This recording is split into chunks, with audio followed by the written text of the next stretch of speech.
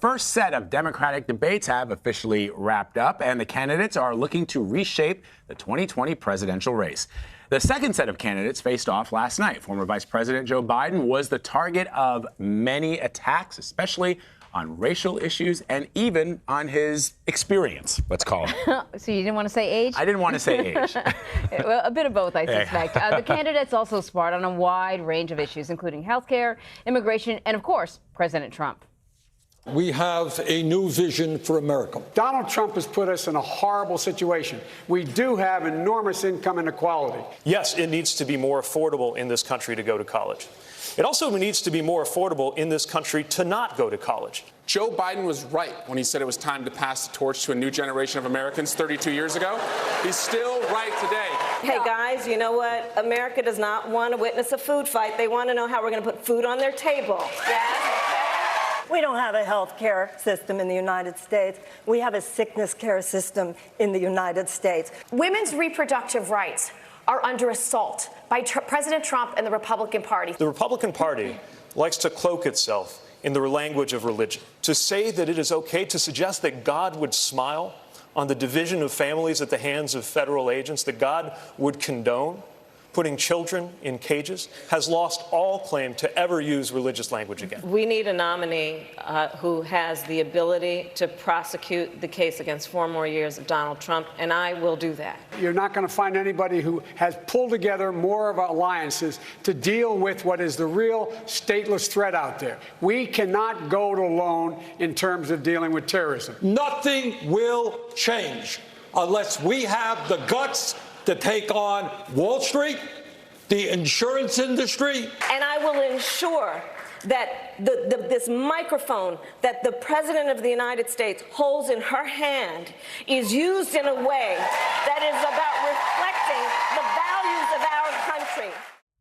All right, for a closer look at both of the debates, we want to bring in CBSN political contributor Molly Hooper and CBS News chief Washington correspondent Major Garrett. Morning. Good morning. So, all right, I want to ask you, when you watched the debate over the course of the second night, what was the biggest distinction, Major, first to you, over the course of the first night? What was the contrast between the two nights? Well, the obvious contrast is you had the polling frontrunner in the second night, and that changed the composition of the stage, it changed the composition of the conversation, and it created the possibility, since realized, of a real confrontation on 2 issues. One, glancingly about generation, this age issue, which even Bernie Sanders in the spin room afterwards said, you know, when you bring up that age thing, I think it's ageism. Like, whoa, okay, discriminatory Democrats throwing down on one another. Okay, I wasn't really expecting that. But this generational thing is important for Sanders and for Biden. And then you had this question about busing and this idea that Joe Biden was only talking about civility when he was praising his working relationship with committed segregationists in the United States Senate in the 70s. Look, this issue will enlarge in the next week. Joe Biden has a very viewable public record on this. There are interviews back from the 70s when he said, not only am I opposed to busing, we should have a constitutional amendment to stop it. Mm-hmm. Now, that's a public policy position. You can either embrace it or say you've evolved from it, but you better say something. That's right. And when Kamala Harris comes at you, A, you should anticipate it well before the debate. B, you should be able to contextualize it. And C, you should be able to explain it. I'll leave it up to voters to decide if Joe Biden did any of those things. But his campaign on his behalf was not suggesting afterward last night that he did. Interesting. Can I follow up on that real quick with Molly? Because when I watched it, I saw a contrast. I didn't want to say the word age, but it did strike me that when Mayor Pete Buttigieg was asked about what is happening in South Bend with regards to the police force and the officer who shot the African-American man there, he was accountable. He said, I couldn't get it done. Why couldn't Joe Biden say to Kamala Harris, you know, it was in the early 1970s, my position has evolved. I want to learn from you, Senator Harris. I want to understand what you went through as a child, what African Americans went through. And you're right, I probably shouldn't have supported. Why couldn't he do that? People get stuck in their ways, and the older you are, the more stuck it seems. And what was interesting about that was you had Pete Buttigieg, who's the youngest guy on the stage that night, and he was almost the most mature in what he That's said, what I thought. and that was striking. You know, seeing this young guy who looks like he could have been in the movie Hoosiers, with the exception of his height. Right. But you had the haircut and everything, and he was so sober in his assessment of situations. And you had an older gentleman, two older gentlemen, who are legislators. And that's a whole different ballgame than being a mayor of a city, where you're an executive and you get to make decisions, and it does fall on you. Joe Biden touts his ability to work across party lines to hammer out tough deals, and he does, and he has. But in doing that, you have to compromise. You have to make a lot of compromises. And when I see these legislators, and I'm sure Major has seen the same thing, at the end of the day, nobody's really happy with what they've compromised on, but they're also proud that they were able to get something done. And it's hard to explain that sort of minutia when you have 30 seconds to 2 minutes. That has on been a his selling point. But, you know, stage. there's a possibility this thinking hasn't actually evolved on this at all. And, you know, we've spoken before. He's written about this particular episode in his career, in his books, and he's written extensively about it. And I mean, he seemed quite comfortable with the decision at the time, so maybe he's comfortable now. Right, you know? so the campaign, the Biden campaign, said afterwards it was a low blow for Kamala Harris to bring that up. Yeah. Okay, so again, given the opportunity to describe what his position is, if there's been evolution, if there's been insight, no, low blow. That was unfair, really. Okay, well, that's now part of the discussion. Right. And on Pete Buttigieg, I think it's helpful for all of us to remind ourselves what the arc of the conversation was about Pete Buttigieg just a week ago. Oh my gosh, he's had this horrible week. He had to skip the fish fry. He had confronted all this unrest in South Bend. It's probably the end. Hello?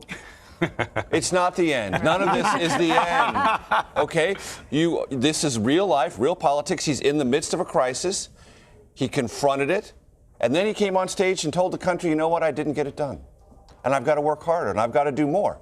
Voters will evaluate that, but all I'm pointing out is what we tend to think might be true a week ago barely lasts that long. Right. Jeremiah Wright, Access Hollywood. Yeah. There are always, right? I mean, there are things that are crises that you say, you know why? And you know why? Because we don't decide. The voters decide. So it is important now for all these candidates, the ones that have had sort of breakout moments, to try and take advantage of it and, you know, stay in the public's eye. And so we have Kamala Harris on CBS this morning, today, talking about her back and forth with Biden. So let's play a little bit of that sound.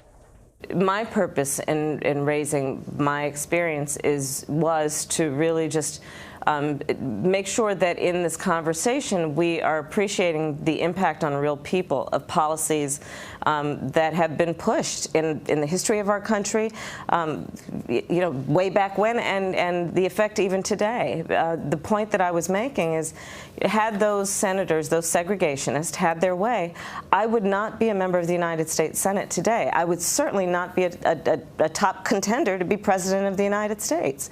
So the impact of their work was very real, and it is something that when we are discussing an issue of race has to be appreciated, which is this is not just an intellectual or academic discussion. The history of race in our country had a real impact on real people. Okay, so Molly, is there an opportunity here for her to take this and run? I thought it was interesting, not that I want to focus on sort of the tactics, right, but I thought it was interesting that when Biden had an opportunity to sort of tag her on her record as a prosecutor, he just sort of threw it out there like everyone else is supposed to understand what that means, and then went on to be like, well, I was a defense attorney or public defender, sorry. Right, so I thought he never really took that opportunity to sort of pivot. So now she's here, like, you know, she's enjoying the sunshine. Can she extend it? Okay, so this is where I'll come from, because I'm a Capitol Hill reporter. I cover Congress, and you look at certain caucuses up on Capitol Hill. One of the most important caucuses in the Democratic group, so to speak, the Congressional Black Caucus. Now, back in 2008, when then candidate Obama was running, there was a big fight, and I mean an all-out brawl between members of the Black Caucus and who supported Hillary Clinton, who supported Barack Obama. Joe Biden has a long relationship with many of these senior members of the Congressional Black Caucus who have been outspoken about individuals, young people, young Democrats challenging incumbent Democrats. They like seniority, and they know Joe Biden. And by the way, Joe Biden was the vice president for the first African-American president in our country's history. And you also have Kamala Harris, who goes to that meeting every Wednesday because she is a member of the Congressional Black Caucus, as was Barack Obama, but he didn't attend those meetings. She does. So if, I don't want to give away the secret, but I know where to find Kamala Harris on Wednesdays up on Capitol Hill. And it's not necessarily on the Senate side, it's over caucusing with Congressional Black Caucus members. So I think that going forward, we'll see, at least I'll be looking at who jumps on her train as opposed to Joe Biden. That's a good point. That's fascinating. Yeah, it really is. And I wonder then, so the news cycle is such that all we've been talking about, everybody, not just CBS, everybody in this newsroom, you look across at all the other networks, they're talking about Kamala Harris, they're talking about Joe Biden and that moment, right? But and Pete Buttigieg is running a close second in terms of the punditry. But I wonder about some of the other candidates. Did this Bernie serve Sanders? Bernie Sanders, Eric Swalwell, there are others, and even I'm not going to talk about Marianne Williamson because a lot of the things that I heard were I was sort of scratching my head. Well, we know where she's coming from, and no plan. Forget about but some candidates are in it just to sort of like promote a conversation. You know, I'm not saying that she doesn't want to be the president, but you know, everyone has sort of different motivations. Let's put it that way, that's good. right? So I wonder then, did this serve as a way to sort of cull the field over the last 2 days, or do you think that these candidates are still going to be in it to win it? To your point. Well, you're going to stay in it until you are out of it. And there's going to be a new threshold for the next series of debates, not in July, not next month, but in the fall. You're going to have more fundraising, more broadly dispersed, larger numbers, and you're going to have better poll numbers. Guess what? In the next 6 to 8 weeks, the voters will tell us if they're willing and eager and wanting to cull this field. Do you want to see fewer people and a more concentrated debate? Because that's one of the things you have when there are 20 people is fractions of a debate. But I want to talk about something that I think is interesting within the race. So 24 hours ago it was all Julian Castro and Beto O'Rourke, right? God, that seems like 6 years ago. I know. Right? Yeah, no one's talking about them today. Maybe that's the downside of being in the first round of debates. Why do I highlight that? Because that is a race within the race. That's for the Texas primary. Who's the most leading Texas Democrat in the field? Julian Castro knows to be that he's got to get Beto out of the way. He's got to confront him, challenge him, and occupy that space so he can be perceived to be the leader in at least Texas because that's a delegate-rich place. It's early in the calendar. What happened last night? Well, Kamala Harris, after Cory Booker had a decent night on night one, is now fighting for and may have claimed the person of color who is the most likely to catapult from this early debate in South Carolina, where she is organized and has a very sizable presence based on what we saw there at the fish fry on Friday.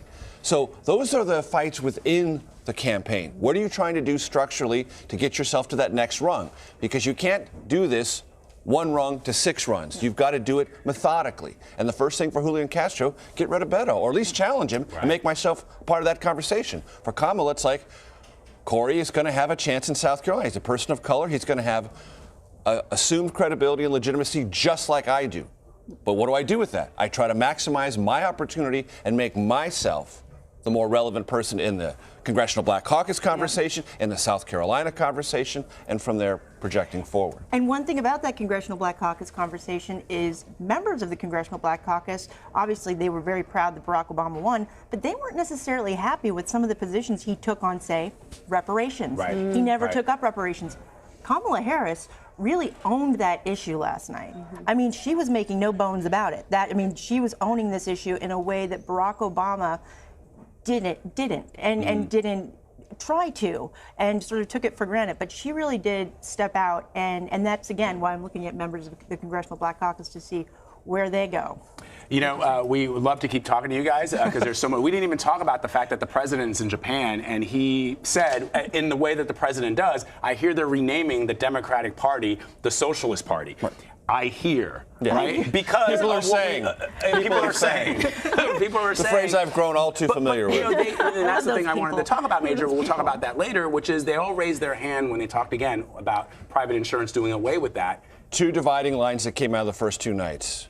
A conversation within the Democratic Party about everyone who crosses the border illegal being dealt with civilly, not criminally. That's red meat for Trump and Trump supporters. And, oh yes, and if you do come across illegally and you're here, you'll get health care subsidized by the government. Another fault line that the Trump supporters and the Trump re-election campaign will jump on and say, see, you don't like our rhetoric? You think it's too harsh? There you go. Judge for yourself. Right. Molly, Major, thank you very much. See you. Thank you.